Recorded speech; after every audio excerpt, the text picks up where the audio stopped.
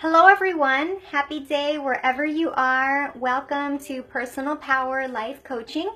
I'm Jennifer, and today I have a video focusing on some tips and suggestions and basically my own experience in giving up dairy, in deciding to stop consuming dairy products, which I actually started about 2 or 3.5 years ago. And this was before I considered being a vegan. I was still consuming animal products and having high protein, including egg whites and white fish, salmon and chicken, and sometimes some beef. But at the time that I decided to stop consuming dairy, it was more related to the dietary benefits in terms of body composition that I chose to make that shift. But before I do that, let me show you the juice that we've created today. So I have just made it now. And this one today is a nice green antioxidant mix, and it is really, it's just pure greens actually. It has spinach, it has Swiss chard, cucumber, pineapple, one small mandarin, and celery. So it is, as you can see, it is super green, very green. And it is going to be full of wonderful vitamins. So I'm going to pour it up now.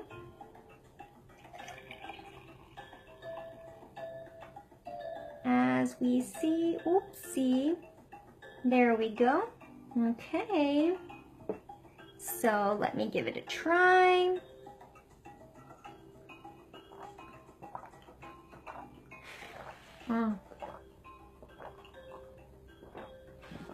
That's nice. So if you're juicing, if you've been getting into your juicing lately, congratulations and thanks for being part of this journey. So I'm going to just share some of the tips that I've experienced in my life till now that have been very beneficial and that I've shared with others as well. Because as we all go through our life experience, we can all stand to co-create and share in positive and satisfying ways. So the first tip that I will share is that basically when I decided to make the change, it was really helpful and important to do research.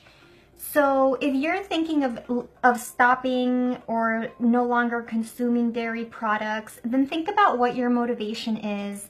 And this is especially important for you if you are making this change and you're afraid of it because you feel that you're too addicted to the dairy or that you consume it on a daily basis. Then check in with your motivation and your reason for doing so. And I would highly encourage that you do some research, because as I did more research when I chose to shift to vegan, I realized that there is there's like tons of information out there in the universe, online, for free, that you can access at your fingertips.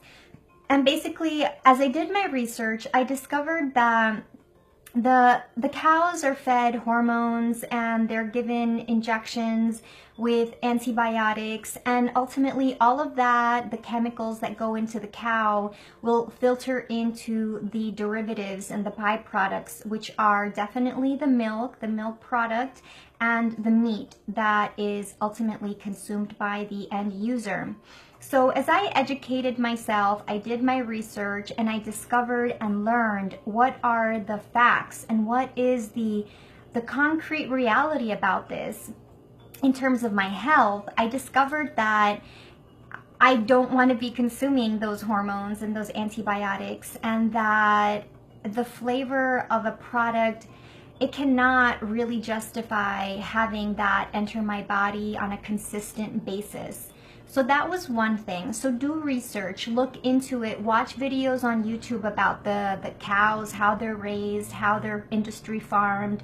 And then also you will discover that the agricultural industry, the way that it is modernized today in society, is extremely industrialized, and it is very much a burden on the planet in terms of the pollution it creates, in terms of the water it consumes, in terms of the environmental consequences and how it degrades the environmental quality and integrity.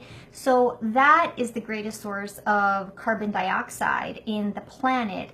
And actually the amount that the cows have to, the quantity of cows that are produced, that are raised, they graze off of the land. So actually this is also a source of where the dearth of fertile and abundant soil stems from, not because of the cows being at fault, but because they are raised deliberately by these companies that sustain this practice.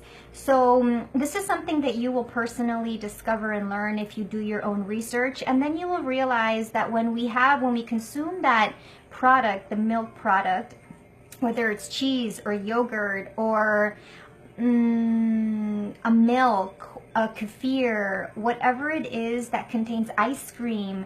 Nowadays, so many products have milk, including pastries and baked goods, breads, packaged processed Pop-Tarts. And bear in mind that whey is a milk derivative. So this includes a lot of exercise, fitness supplements. So it really is very comprehensive and all expanding in our lives, the way that milk gets into our daily experience. And if not you directly, then those around you. Chocolate is comprised of milk as well, depending on how it's created. So do your research, discover what are the ways that cows are raised, because you are ultimately consuming that product and you are consuming the energy.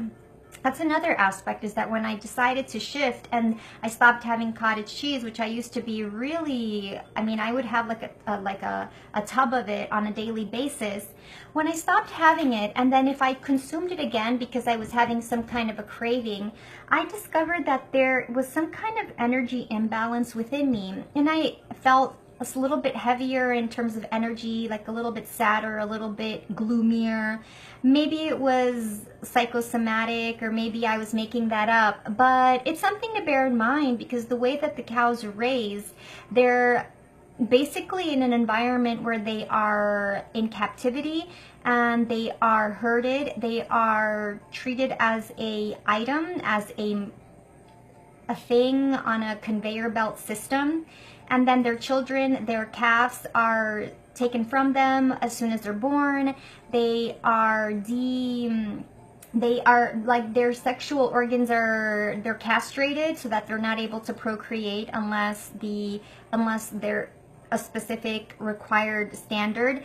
So the conditions are quite dismal for them, and they take on that energy. And it's not just us making up a story about or projecting emotion, human emotion, on an animal, but if you watch the videos, you'll notice some of the reactions that the cows have. So it's just about considering the energy and the vibe and the environment, and how we end up taking in a lot of that energy through the nourishment. So that's another thing, is to consider the energy, in addition to considering your research already and on the health impacts. Another thing that I discovered is that calcium from dairy is actually not the source of strong bones in our human system. And actually you need to combine calcium with vitamin D for it to be absorbed into our bones, according to what doctors and researchers say. And you can find studies for this online. Now, the other thing that bears keeping in mind is that you can get your calcium from greens, from veggies, from leafy greens, and they are the best source because they are a natural, organic origin of calcium, in addition to other vitamins that they would be paired with, so that it's more easily absorbed into your bones. So that defeats the idea or the notion that you need to consume milk dairy products for your calcium, because actually in the countries where they have the highest levels of calcium milk intake, the women suffer from relatively increased rates of osteoporosis as well. So that is inconsistent if we take on the premise that we should have stronger bones if we're consuming dairy, which is actually not what the evidence has shown in studies. So this again is all online, and I invite you to check it up for yourself so you don't just take my word for it, because this is my experience, it's my research, and it's not medical advice. And another thing that helps, okay, so you've decided that you want to do it, you're committed, this is the right thing for you personally because you chose it and you feel that it makes sense and it resonates. So the key now is to no longer buy milk products, no longer have them in the house. If you live alone, you can easily achieve this by no longer having them there, throwing out what you do have, not buying those items anymore, and in parallel finding substitutes. So in the beginning, what I did is that when I stopped having milk, that was really easy because nowadays you have tons of options.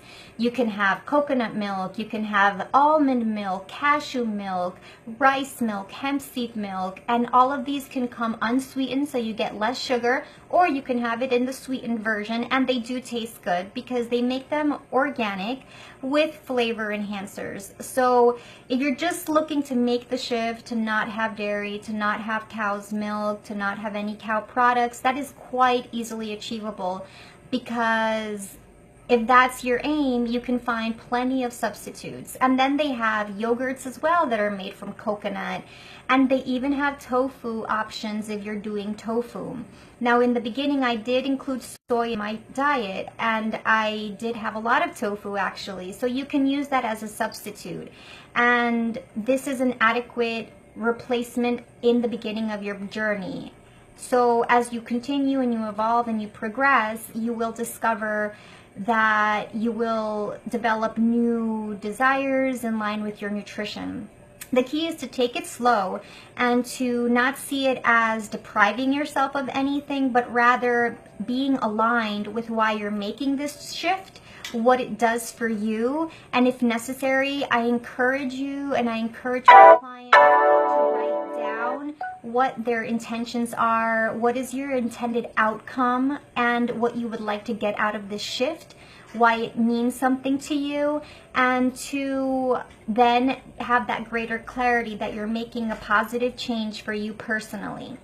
Now, if you live with a family, if you live with others and they're still consuming milk products, then there will still be the presence of those items in your life. So this is something that you really need to mentally prepare for, because that's really all it comes down to, is you being decisive and committed to yourself that you want to make this change, that it's right for you, and that you respect other people's choices, and that is what's best for them right now. It doesn't mean that what you're doing they need to do, but rather you're doing what works for you. And the key is just to prepare yourself, have your substitutes in the fridge too, and know that, okay, I'm making this shift. It's going to be a little bit uncomfortable at first. It's something way different, but I'm willing to do it, and I'm committed, and let me just focus on that, okay? So it will take time, but have your replacements ready, know why you're doing this, do your research. And then finally, I always ask for help from my God, from Spirit, from the universe, from my guardian angels. For every single change that I've done in my life, I've always asked for continued guidance and support to please empower me, to please strengthen me, to please keep me strong and committed and clear in my mind and full of self-love, so that I can make wise, empowered decisions from a space of deep and profound stability, wisdom, knowledge, connection to source, and to health and wellness and balance, okay? So that's always been extremely helpful, very beneficial, and it has really been the source, I think, of being able to thrive in the changes that I've made, and it's taken time. So be ready to do this for the long term. Take it slow and steady. Know that there will be some cravings, and this will be your mind, and then you will think it's your body, and it's a combination. And just, you know, don't beat yourself up if you do have one day where you really want to have it. Take your time. Take your time. Know that you can come back to it tomorrow. It's not the end of the world, that you're human. We're all human. We're all going through our journey and our process. No one has got it nailed or got it perfect. And wherever you are is perfect for where you are right now. So trust yourself and trust your journey. Know that you are on your way to whatever it is that makes you feel even happier. Keep the faith strong and just continue. And as you continue to check out other resources, you will find the guidance and the help that is best for you at this point in time, okay? So you can do it. You can change the things that you want to change if that is your desire and your intention. Stay strong and positive, and just keep aligning every day. Set your intention at the beginning of your day in your prayer or your meditation, just to focus on that, to be connected with your source, with your strength, and you can fulfill this and whatever else is on your plate. So thanks for listening and tuning in. I hope it helps. And again, I'm Jennifer from Personal Power Life Coaching for a life of joy and vitality. And also thank you for sharing in today's greens juice.